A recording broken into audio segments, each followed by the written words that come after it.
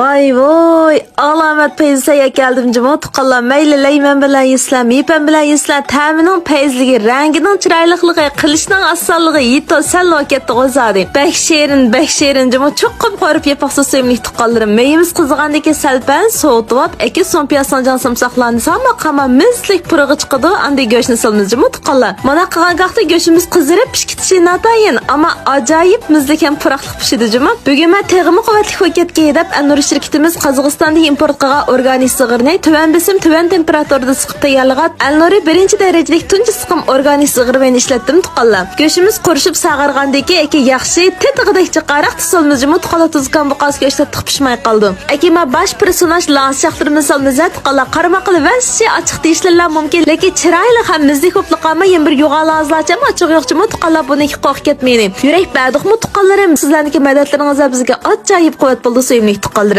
Amana kuchlik o'tib 1-2 minut qo'rdiq, qozonda chiqardik, mizlikligida ish qilib ta'mi tilingizlarda hozir dilingizda qag'day sevib ketdi juma degan bilan tuqqanlarim cho'qqim bir sinab yiqingizlar, qo'sh belgisi bilan qatilishni hargiz unutmangizlar.